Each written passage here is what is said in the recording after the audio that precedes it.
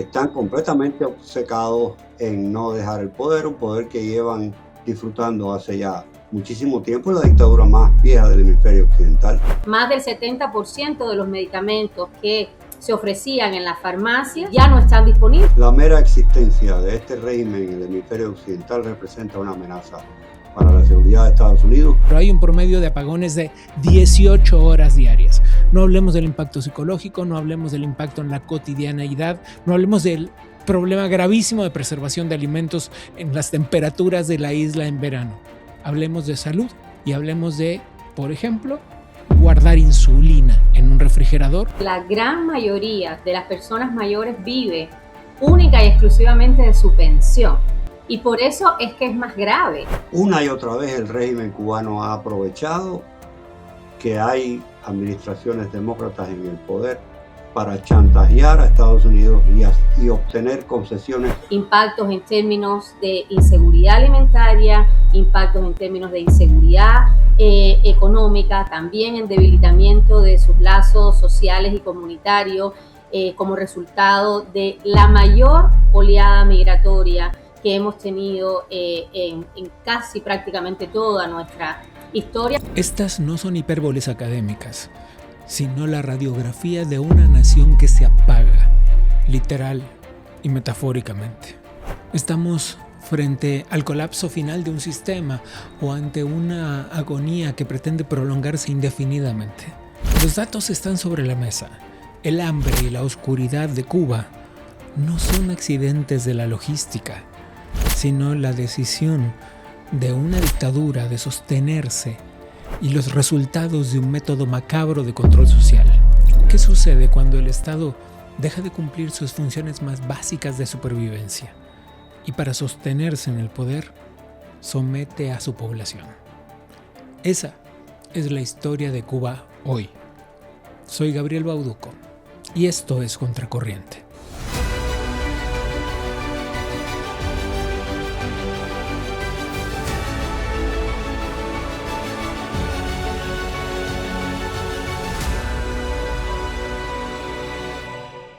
Sebastián Arcos Casabón es un personaje que narra una curva dramática.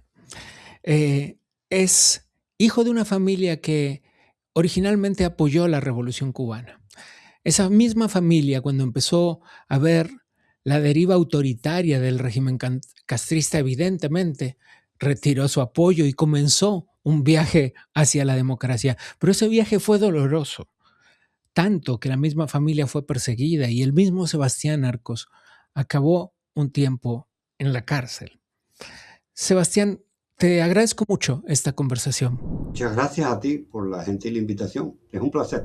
Quiero que nos ayudes a entender. Hoy Sebastián es un académico que es director del Cuba Research Institute en la Florida International University, que produce este programa, el Adam Smith Center de la misma universidad. Y hoy te pedimos ayuda para entender qué está pasando. Hemos explicado aquí muchas veces la relación geopolítica de Cuba con otros regímenes autoritarios, con Rusia, con China, con Irán, con las dictaduras latinoamericanas de Venezuela y Nicaragua. Pero sin embargo, después de que el secretario de Estado Marco Rubio dice que Cuba es un estado fallido y de que el presidente Donald Trump dice que actuará muy pronto, las alarmas se activan. ¿Qué es lo que tú ves de entrada? Estamos en un proceso que ha tomado más tiempo de lo que la mayoría de los cubanos pensábamos que iba a tomar. Y resulta interesante porque desde principios de febrero yo vengo precisamente pidiendo calma y pidiendo paciencia, porque generalmente estas cosas tienen su proceso.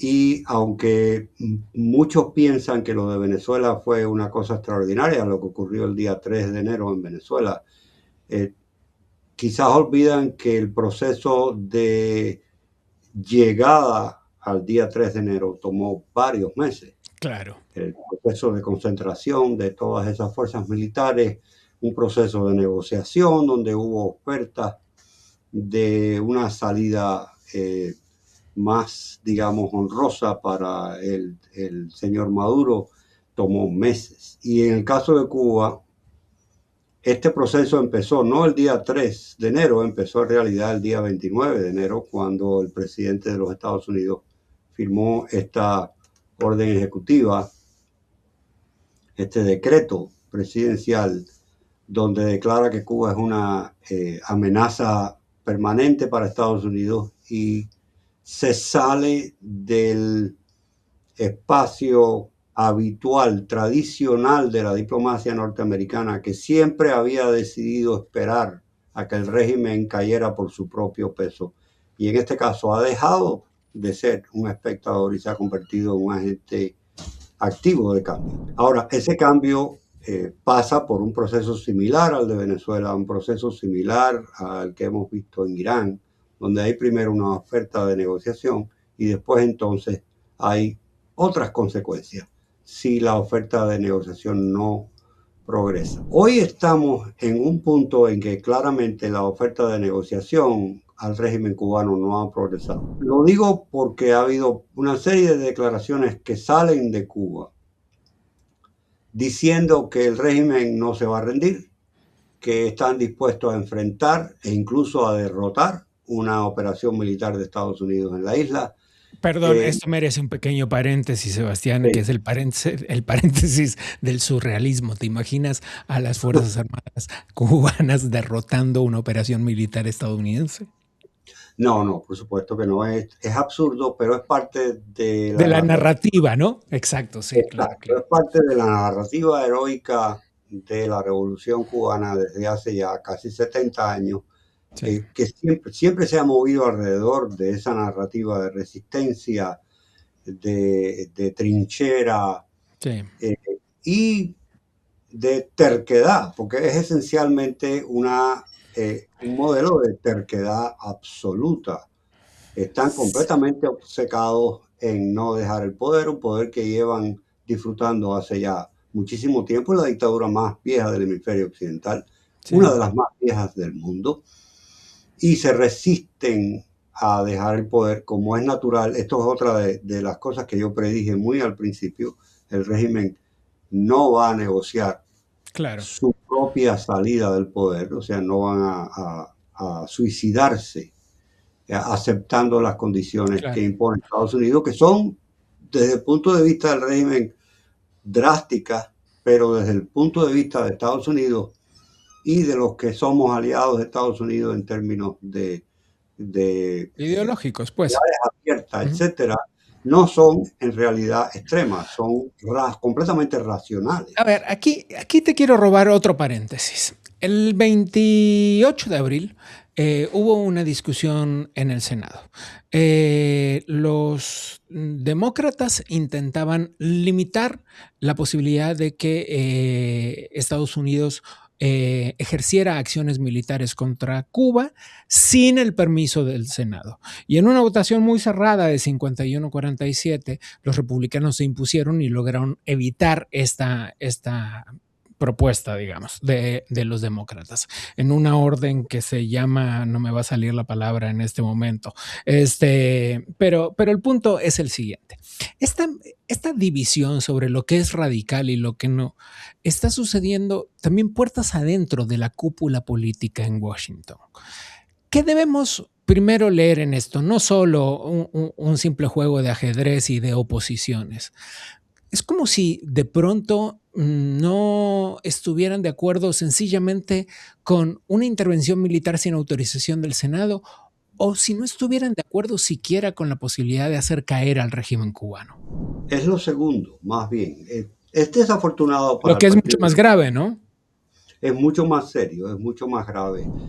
¿Crees que desde La Habana están tomando en serio lo que todos estamos viendo, como te lo dije al comienzo de la conversación, además de esta votación procedural, ya me encontré la palabra, además de esta votación, ¿crees que desde La Habana, la cúpula castrista, el mismo Díaz-Canel, están tomando en serio la orden ejecutiva que además firmó el presidente Trump el 1 de mayo, aumentando las sanciones? ¿crees que están viendo que se viene la nube negra o que realmente esa narrativa forma parte de una verdad en su cabeza? Ellos han pasado de un momento de negación de la realidad, sobre todo después de lo sucedido en Venezuela, que los sorprendió a ellos de la misma manera que nos sorprendió a todos nosotros. Primero, la audacia del golpe militar, el hecho que Estados Unidos se había salido de ese espacio, de ese corralillo estratégico que yo describí anteriormente, donde una acción militar con el objetivo de influir un cambio, de inducir un cambio de régimen en un país, sea en América Latina o en otro lugar, era esencialmente inconcebible. Pero han pasado de ese periodo a un periodo de negociación donde ya recibieron de manera directa por parte de representantes de Estados Unidos una serie de condiciones que Estados Unidos está exigiendo, que se pueden resumir esencialmente en que tiene que haber un cambio de régimen en Cuba que sea político y no necesariamente o exclusivamente económico. Entre otras cosas, digo, lo dijo también el secretario Marco Rubio recientemente, ¿no? Es decir, pero esos cambios no son posibles con la Correcto, cúpula que dirige correcto. Yo actualmente creo el que eso país. es en gran parte un éxito del el entendimiento del secretario de Estado Rubio de cuál es la situación en Cuba, que no es meramente un asunto de reforma Sí. económica, que fue, por ejemplo, el acercamiento de la administración Obama al respecto. Bueno, si cambiamos la política y ellos hacen reformas económicas, a largo plazo se resuelve el problema. Y al final ignoraron que llevamos 35 años tratando de convertir a China en una democracia a través de las reformas económicas y no ha funcionado. Sí. Y no va a funcionar. Y si no funciona en China o en Vietnam, tampoco va a funcionar en Cuba. El tema es fundamentalmente político, no económico. Uh-huh. Y la administración está muy, muy clara en ese aspecto. Entonces, estamos, y repito, en un punto en que las negociaciones parecen haber llegado a su fin. Cuba sigue siendo... Porque no hemos visto... No hemos visto nada radical en los avances. Cuba sigue siendo una amenaza para la seguridad de Estados Unidos, sigue siendo una amenaza para las democracias de la región. La mera existencia de este régimen en el hemisferio occidental representa una amenaza para la seguridad de Estados Unidos y de cualquier otro país del hemisferio que intente construir un régimen abierto y democrático. Lo ha representado desde el año 59 y no ha dejado de representar una amenaza hasta hoy en día, aunque no lo sea de manera militar, lo sigue siendo de manera de inteligencia y de espionaje. Justo ahí iba, respecto a la inteligencia. Sigue siendo la inteligencia, perdón que te haga el sigue siendo, ¿por qué? Porque las cosas parecen haber cambiado de manera bastante rápida en el entorno, es decir, hablo concretamente de los gobiernos de Chile, de Argentina, de Ecuador, de Bolivia, en fin, lugares donde la infiltración de la inteligencia cubana era profusa. Eso cambió. La dirección de los gobiernos cambiaron. ¿En consecuencia también cambió su influencia, la influencia cubana? No. Es simplemente la influencia del régimen cubano se mueve en ciclos. Hay ciclos de alza y ciclos de baja que tienen que ver naturalmente con los ciclos internos de cada país. Es más difícil influir a Chile ahora, después de lo que sucedió durante la presidencia de Sebastián Piñera, donde la influencia cubana interna en Chile llegó a un ciclo de alza, que sucedió muy similar y muy parejo en el caso de Bolivia. Son vecinos, no es casualidad. El movimiento de un lado al otro es mucho más sencillo, mucho más fácil. Esto es quizás lo más reciente. En el caso de Ecuador hemos visto también una influencia bastante reciente. En el caso de Colombia, la influencia sigue siendo efectiva y bastante directa. Y la estamos viendo ahora en México. Una alza de la influencia de Cuba en México. En un Bueno, momento en que México tiene un pero el gobierno, gobierno mexicano está ideológicamente exacto, alineado. es un Claro, gobierno que está generalmente alineado. Entonces claro. vemos ahí un alza. O sea, esto no va a contrapelo de la política interna, sino que va con los ciclos internos. Esa amenaza exige un cambio que desde afuera parece muy claro para mucha gente, pero ¿cómo es percibido desde adentro? Te pregunto esto porque la semana pasada presentaron desde el Cuba Research Institute de FIU un estudio, una encuesta, ya nos darás tú detalles de esto, pero los resultados arrojan una respuesta muy clara. La gente sabe que hace falta un cambio y que hace falta más o menos ya. Sí, sí. Cuéntanos. Esta es una encuesta no científica que llevaron a Ujú, cabo durante casi un mes, casi todo el mes de abril, una serie de medios digitales cubanos que operan fuera del país, eh, pero que tienen una enorme popularidad dentro de Cuba y usando los medios ujú. de teléfonos móviles, de telefonía móvil, específicamente WhatsApp fue uno de los medios más usados, no el único, pero fue uno de los más usados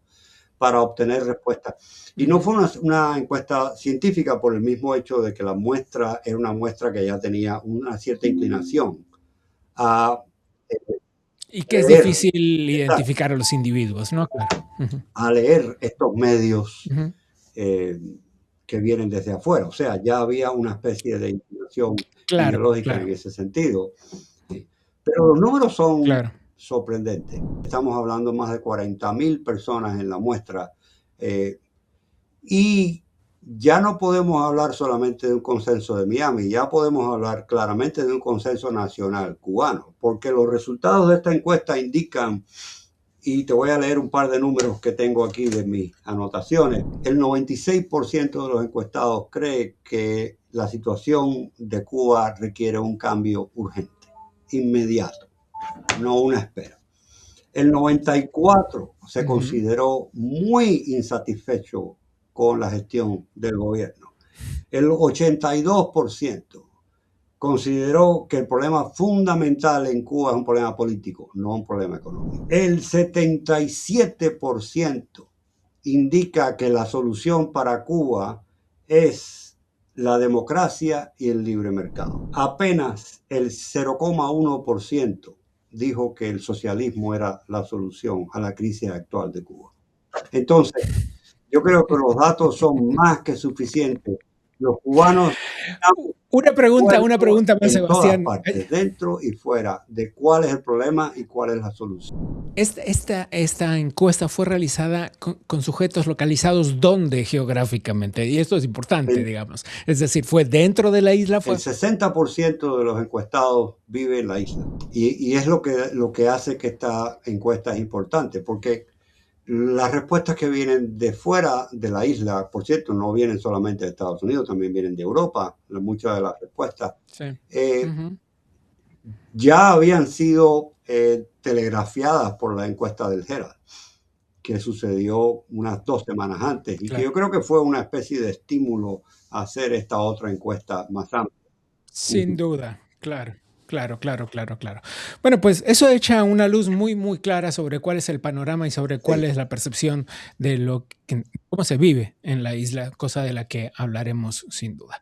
Sebastián, yo quiero agradecerte mucho esta conversación y te robo la promesa de seguir en contacto. con mucho gusto, sería un placer. Estoy con la doctora Elaina Costa. Ella es socióloga e investigadora asociada del Instituto de Estudios Cubanos de la Freie International University. Ella es una de las voces académicas más autorizadas y más serias en términos de envejecimiento, cuidados y políticas de bienestar en Cuba. Ya veremos con ella qué es lo que eso significa cuando hablamos de bienestar en Cuba. Elaine, muchísimas gracias por la conversación. Un gusto estar aquí, un gusto por la invitación y por esa presentación que no sé si merezco. No, sí, sí, sí la mereces, te lo has ganado con carrera y con esfuerzo y con seriedad. Y justo por eso es que nos encanta tenerte hoy aquí para conversar sobre qué está pasando en la isla. Esta crisis humanitaria innegable que está disparada por unos cuantos asuntos que están asociados a la naturaleza del régimen cubano, algunas otras que tienen que ver con la geopolítica y algunas más que tienen que ver con la demografía de la isla. Es la isla el país con la población más envejecida de Latinoamérica. En las circunstancias en las que estamos, en momentos en los que estamos, eso es trágico. Queremos que nos des, por favor, un primer panorama sobre esto.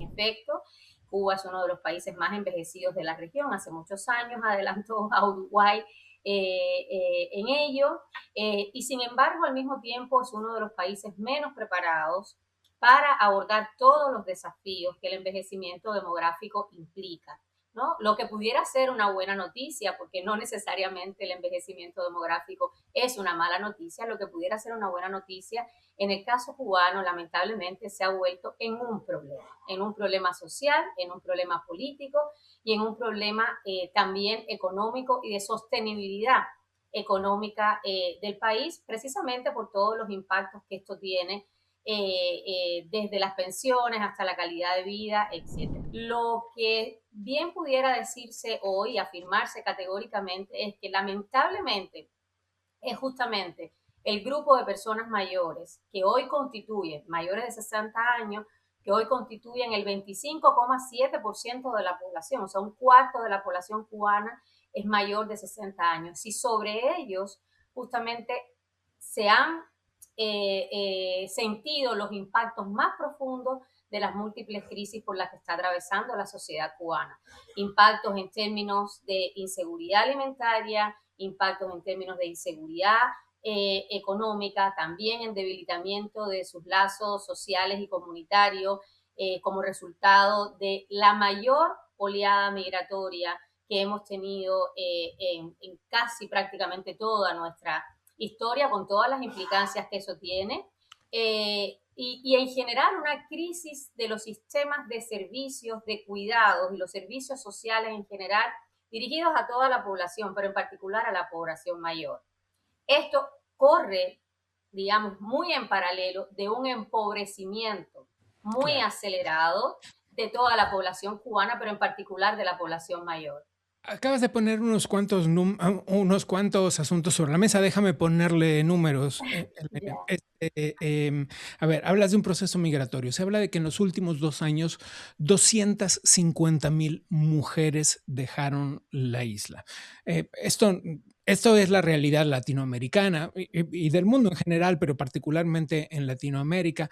La mayor parte de las personas cuidadoras son mujeres, naturalmente, en las estructuras familiares. Esto implica que hay menos mujeres cuidando a los adultos mayores que tienen una mayor necesidad. ¿Por qué? La pensión mínima en Cuba son 1,500 pesos cubanos. Ya tú me dirás cuántos dólares significa eso. Pero se habla de que la canasta básica de alimentos y servicios requiere de unos 25,000 pesos. Lo que implica que el Estado está cubriendo apenas el 6 o 7% de las necesidades básicas de un adulto mayor. Y estamos concentrándonos en los adultos mayores solo como referencia y porque es tu especialidad, pero esto es una realidad de los cubanos que están en Cuba, de todos. Hablamos de en este caso nos estamos enfocando particularmente en la población mayor para ilustrar de una manera más clara los impactos de esta crisis. ¿Y por qué decimos las personas mayores? Decimos las personas mayores porque son el grupo que fundamentalmente vive única y exclusivamente de ingresos muy limitados, que son los que, digamos, proceden de las pensiones.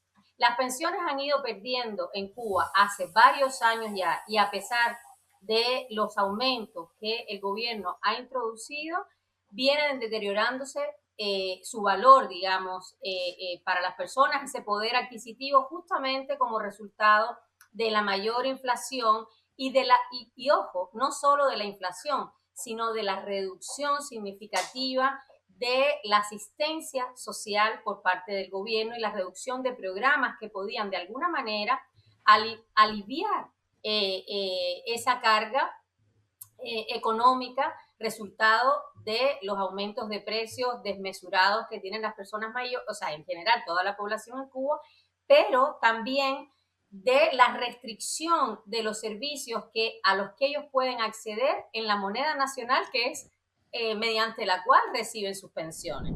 O sea, el gobierno cubano ha venido introduciendo hace ya muchísimos años una dolarización de su economía, de sus servicios, sí. Y por lo tanto, buena parte de los alimentos y últimamente también los medicamentos deben adquirirlos en dólares o, digamos, en otras monedas. Esto, obviamente, impacta muy significativamente cuando el valor de la pensión, aun cuando el gobierno aumentó esos montos hará muy poco, sigue siendo de no más de $10, entre 6 y $10 para quienes tienen las pensiones mínimas. Entonces, claramente, esto a la par de que se ha reducido significativamente la provisión de lo que se conoce en Cuba, los alimentos vendidos a través de la libreta de abastecimiento, donde hay una crisis significativa de provisión de los medicamentos, reconocida incluso por las propias autoridades sanitarias. O sea, más del 70% de los medicamentos que se ofrecían en las farmacias ya no están disponibles y las personas tienen que comprarlo en el mercado informal. Para la población mayor, obviamente, esto es más crítico que para el resto de la población, porque muchos de ellos padecen de enfermedades crónicas y necesitan... Te voy a detener un poco. Discúlpame que te voy a detener un poco. Porque, a ver, hablaste de la crisis en la asistencia social. En Cuba hay solo, escuchen esto, Cuba tiene una población de cerca de 11 millones de personas hoy. Y en Cuba ya no más. Bueno, sí, no más habría que medir después. Sí, exacto. Pero bueno, aún así, una población de adultos mayores que ronda los 3 millones de personas, probablemente. Entonces, para esa población hay solo 150 asilos para personas mayores. 150 en toda la isla, 150 asilos, y hay lugares donde hay listas de espera en algunas de las provincias hasta por 5 años. Y pusiste otras cosas sobre la mesa, es decir, los apagones. Hay gente que algunas de las provincias tienen solo 1 o 2 horas de luz por día, pero hay un promedio de apagones de 18 horas diarias. No hablemos del impacto psicológico, no hablemos del impacto en la cotidianeidad, no hablemos del problema gravísimo de preservación de alimentos en las temperaturas de la isla en verano. Hablemos de salud y hablemos de, por ejemplo, guardar insulina en un refrigerador que no tiene luz. Se habla de que el Estado está encubriendo cifras de mortalidad por estas cosas. ¿Qué sabes? A ver, nosotros hemos podido justamente desde el observatorio y en colaboración con otros observatorios monitorear estos procesos. En primer lugar, uno de los grandes problemas son las cifras que el gobierno cubano muestra, claro. Muchas de ellas inconsistentes, en total opacidad, se publican de manera tardía. Esta es la fecha en que no tenemos un censo actualizado de población y viviendas. El último se realizó en el año 2012 y se ha prometido uno nuevo en el 2025 que todavía no termina de ejecutarse. Por lo tanto, no tenemos ni siquiera cifras actualizadas de población. Hay algunos investigadores que justamente como resultado, y por eso te interrumpí hace un rato, como resultado del impacto de este gran éxodo migratorio, claro, que ha superado todos los éxodos anteriores en sumatoria, han estimado alrededor de una población de alrededor de 8 millones de habitantes. Una locura. Esto es tremendo también en términos Pero justamente quienes se quedaron son los que no pueden moverse, los ancianos. Obviamente, la gran mayoría de quienes no han emigrado son personas mayores. Tú mencionabas hace un rato el impacto también de la feminización del fenómeno migratorio. Toda esta crisis social es responsabilidad también de políticas, de una reorientación de las políticas sociales que el propio gobierno viene modificando por lo menos desde 2011 en adelante, ¿ya? Y por eso los impactos en esta crisis son mucho mayores que incluso los que tuvimos en el llamado periodo especial a inicios de los 90. ¿Sí? Lo que hablabas de los asilos, o sea, en general nosotros hemos constatado una crisis muy importante de déficit de servicios de cuidado para las personas mayores, no solo de servicios de cuidado de larga duración, sino en todo otro tipo de servicios de cuidado doméstico, servicios de cuidado diario, etcétera. No hay provisión apenas de esos servicios porque no todas las personas mayores necesitan institucionalizarse en un asilo. ¿Me explico? Entonces, Claro. sin embargo, el gobierno cubano no solo ha reducido su oferta, sino que también la ha encarecido y últimamente, además, ha transferido parte de esas responsabilidades también o ha permitido la apertura de servicios privados de cuidado.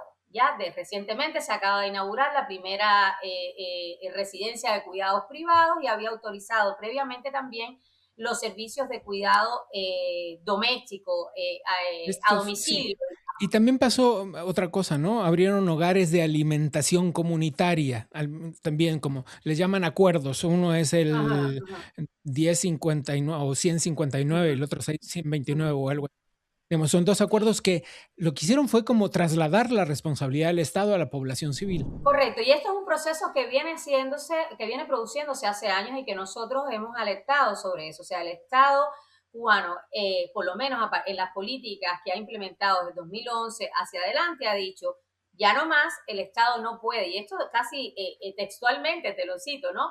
El Estado cubano ya no puede responsabilizarse de todo, por lo tanto, son las familias, al menos quien tenga un miembro familiar que pueda hacerse cargo de esa persona mayor, a él le vamos a transferir esa responsabilidad o ahora, digamos, en los últimos años, a el mercado. Esos servicios se han mercantilizado, pero en un momento que no está mal, porque necesitamos más actores que puedan proveer servicios. Sí, pero el problema es que en este minuto de crisis, no, obviamente. Pero además hay otra cosa, el mercado no existe en Cuba, no hay la actividad privada que pueda sustentar y captar eso, ni la gente tiene la posibilidad de ganar el dinero en dólares que hace falta para cubrir eso. Aquí hemos hablado muchas veces de la crisis humanitaria y de derechos humanos en Cuba. Aquí hemos hablado muchísimas veces de la destrucción democrática del régimen cubano.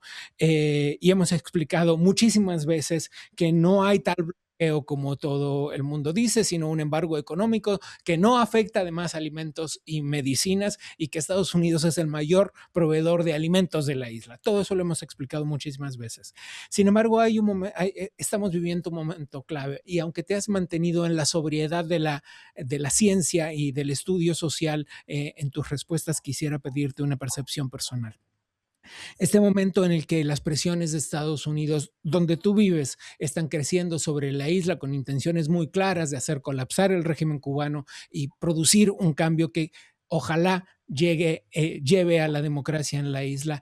A este momento muchos le ponen el peso de esta profundización de la crisis humanitaria dentro de la isla, a este bloqueo petrolero que sí está sucediendo de Estados Unidos. Quisiera tener tu percepción personal al respecto. En lo absoluto. Si hay algo que hemos documentado por varios años es que esta es una responsabilidad eminentemente política del régimen cubano, que no ha sido capaz, incluso habiendo tenido oportunidades previas, facilitadas también en momentos de mayor distensión con el gobierno de Estados Unidos, habiendo tenido esas oportunidades, sin embargo, las rechazó, bloqueó esas oportunidades de una mayor apertura tanto a las libertades civiles como políticas como económicas. Es la doctora Elaina Costa, es socióloga, es investigadora adjunta del Instituto de Estudios Cubanos de la Florida International University. Gracias, Elaina. Gracias a ustedes. Bien, dejemos el tema de Cuba por hoy y esperemos que pronto tengamos que retomarlo para analizar los avances de una transición democrática. Ojalá. Pero mientras tanto, sí es cierto que hay que echar un vistazo a qué está pasando en Latinoamérica en términos económicos. ¿Qué pasa con las libertades económicas? ¿Qué pasa con las libertades individuales? ¿Está creciendo la economía como se esperaba después de la ola de cambios políticos que hubo? Bueno, la población espera una reacción. La respuesta a esa inquietud de la población parece estar llegando lento. La pregunta es si vamos lentos pero seguros. De eso habla Mauricio Salem. Tal como hemos hablado en ocasiones anteriores, El tema de los conflictos que se viven en Medio Oriente, en Rusia con Ucrania, y todo el tema de las tarifas, aranceles, tienen un impacto importante en nuestras familias. Como cabezas de hogar, como responsables de cada una de ellas, tenemos que adelantarnos a cualquier suceso, a cualquier crisis que pueda darse en el camino y que impacte importantemente a nuestros presupuestos. Quiero centrarme en las economías familiares. Hemos hablado de macroeconomía, hemos hablado de impacto que tienen los países, pero a veces nos olvidamos de algo importante. La macroeconomía no refleja lo que sienten los bolsillos y el estómago de la gente.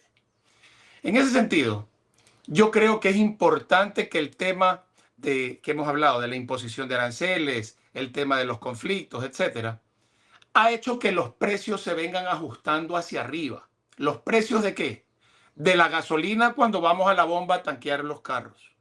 De los alimentos cuando vamos al supermercado o al mercado a comprarlos. De la energía cuando tenemos que pagar la luz cada mes, ya sea en nuestros hogares o en nuestros negocios. Y en ese sentido, es innegable que todos tenemos angustia.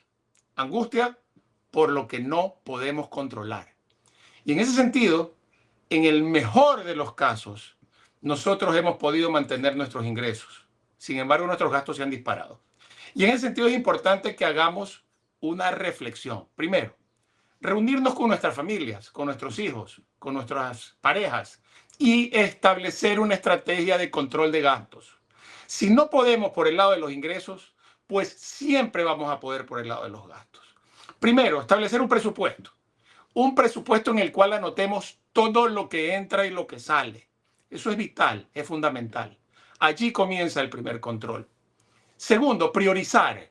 Salidas no necesarias, dejarlas de lado.